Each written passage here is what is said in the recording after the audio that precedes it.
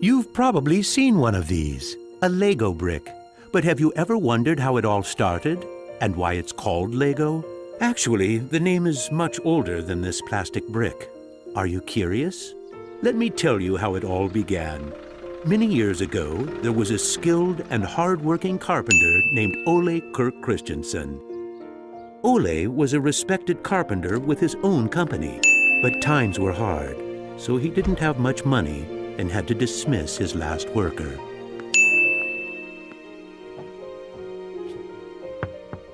Come on in. I've closed down the workshop and packed my things. Thank you. I suppose I'd better write you a paycheck.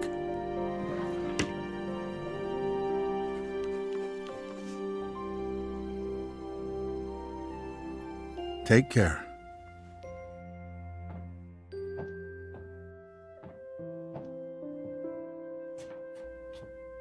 Well, that was the last one.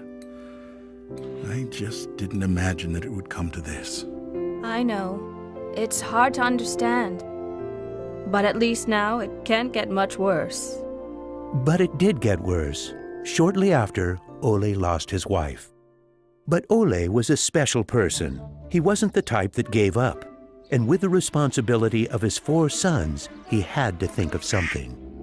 Ole had gotten an idea, and for him, it never took long to put an idea into action. Ole's little invention made his boys so happy that he thought maybe he should start making toys. Ole decided to give it a try. Luckily, he had saved up a lot of wood from the carpentry production. He could now use it to make toys. Time passed by, and even though Ole was a skilled carpenter and had a good eye for quality and detail, sales were very slow. Luckily, one of his sons, Gottfried, started helping out his dad after school. Together, they just barely managed to keep up the production. Eventually, word began to spread that wooden toys of the finest quality were being made in the little workshop in Billund. One day, a man drove into town, a man who would change Ole's future. He was a wholesaler from Fredericia. I've heard that you're making some very nice wooden toys. Well, one does his best. The wholesaler was very impressed with all the wooden toys and placed a big order before he left. Now there's finally someone who can see the opportunities in what we're doing. Look at this. The wholesaler wants to put a lot of our toys into his store for the holidays. It's going to be a good Christmas this year, but we'll be busy. Now there was a lot to do in the little workshop, and Ole could rehire his former workers. Ole only used the highest quality wood, which was hand-picked and very carefully prepared. They worked day and night to get the order finished, so the wholesaler could get the toys out in stores before Christmas. Is there something wrong, Dad? I'm afraid that we're in big trouble. In the middle of their work, Ole received a letter saying that the wholesaler had filed for bankruptcy and couldn't buy the toys that he had ordered. But what are you gonna do? What about Christmas? Now we can't even afford food? I'll do it. What are you gonna do, Dad? I'll do it myself. I'll drive around selling the toys. There was no time to lose. Ole packed the car with all the toys and drove off. Ole was a very good toy maker, but was not a very good salesman. He didn't like praising himself or talking about how carefully the toys had been made. But he had to keep trying if he was going to sell anything. This is going to be a blast. Is there anything you're interested in? It looks exciting, but I don't have a lot of money right now. Maybe we could trade and call it even. Well, I would prefer money, but... In the end, he succeeded in selling all the toys. He didn't receive as much money as he had hoped, but the family managed, and they had plenty of food for Christmas. Time passed by, but the toys didn't sell as quickly as they had expected. Ole thought perhaps the company needed a good name. What should it be? It has to be a short word. I want it to convey playing well. In Danish, playing well is called leg godt. What should it be? What should it be? Yeah, if only I could get some sort of a sign.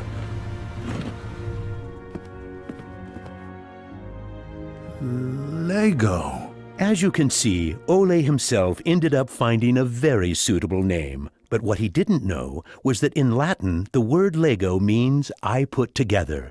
The name Lego was well received, and the company slowly started to move forward. We have made 3,000 crowns this year, and we have more orders than usual. Did you say 3,000 crowns? Then you need to see what I've been looking at.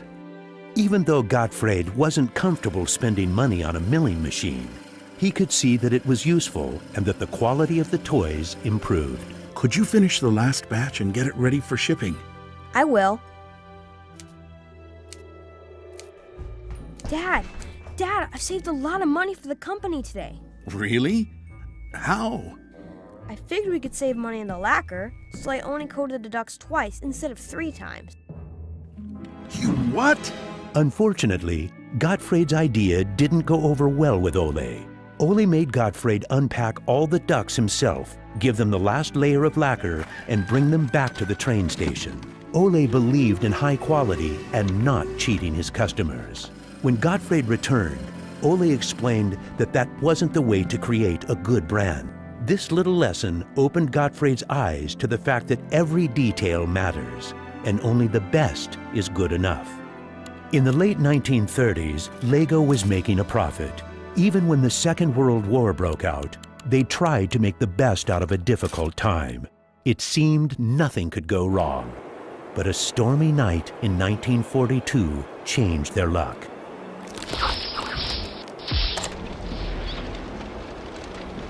There's a fire! The workshop is on fire! But when the firemen arrived, they were unable to save the workshop. It burned to the ground, and all the drawings and models were destroyed. Ole was beginning to lose hope. All that he had worked for was gone, and he almost lost his company. But being responsible for his children and workers inspired him to rebuild Lego. A new factory was constructed. Soon the production of wooden toys started again. The little company fought its way back into the market. Gradually, the Lego factory began to run smoothly, and Ole started looking for new challenges. One day, he went to Copenhagen to look at a new machine that had just arrived in Denmark.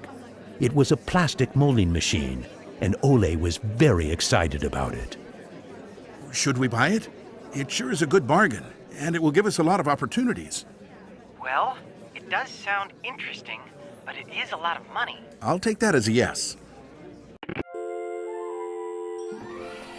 When the plastic molding machine finally arrived, Ole started making little plastic teddy bears and rattles.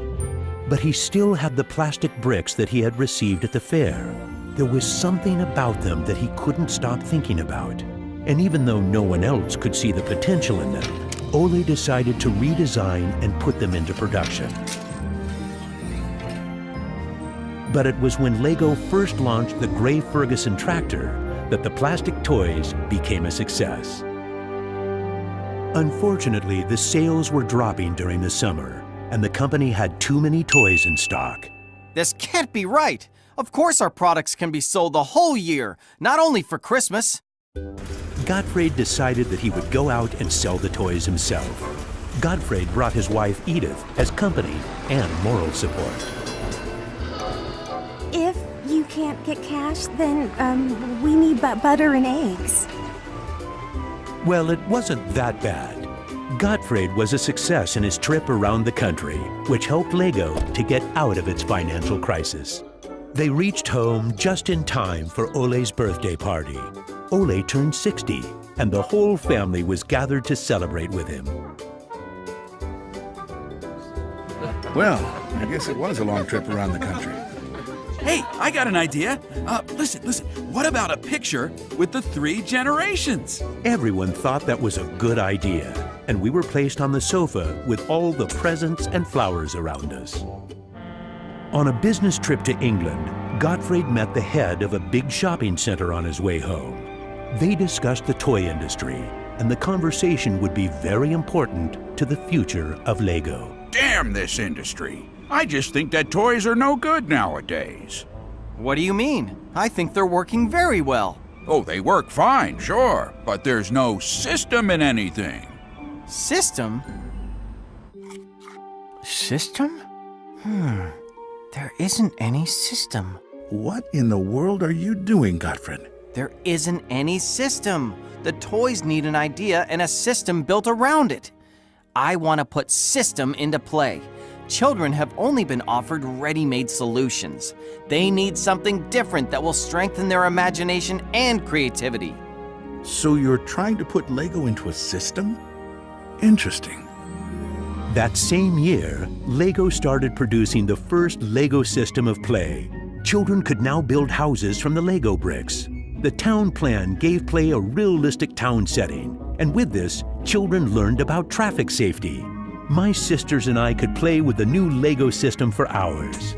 Some people said we were the luckiest children in the world because we grew up in a toy factory.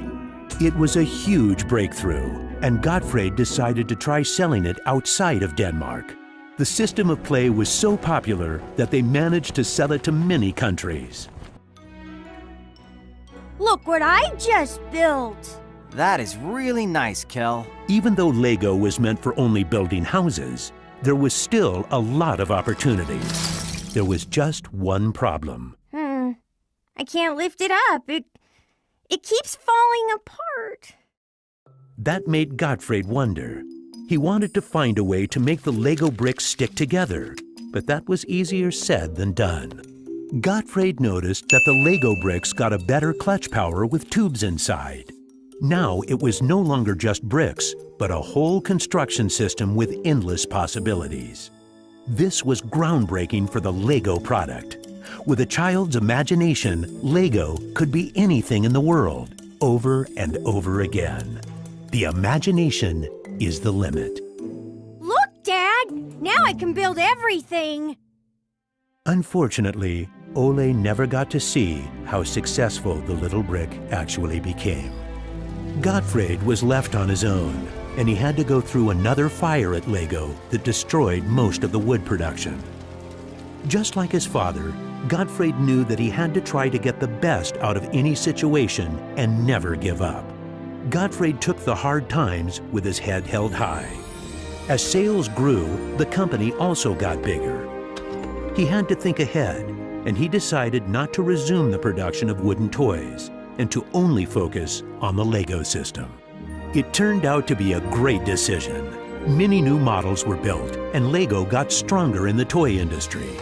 Sir, which one of these do you think is the best? That one. Even though it got busier at Lego, Gottfried still had bigger plans. Now he wanted to build an airport, so it would be easier to sell his toys to the whole world. Like father, like son. It didn't take long to put his idea into action. Only 3 years later, Billund Airport was opened. The many guests and business connections who visited the company always wanted to see the modeling department. Gradually, it got so crowded that it was hard for the employees to keep up their work. I think we better wait a while. Gottfried could see that something had to be done. He needed a bigger place to display the Lego models. I don't want to interrupt, so I'll just put this package of our new Lego train, on the table. Just put it there. Train? The idea grew quickly from an exhibition room to an amusement park. And then we could have a tower so you could look over the whole park from above, the whole town. It will be a land made out of Lego. Legoland! Well, it looks interesting, but how many visitors are you actually counting on? Well, I guess, 200, 300,000? 300,000! Even though it sounded like a lot, my dad was actually pretty far off the mark. There were 600,000 guests the very first year. My family and I were there to greet the guests. We've kept up this tradition ever since.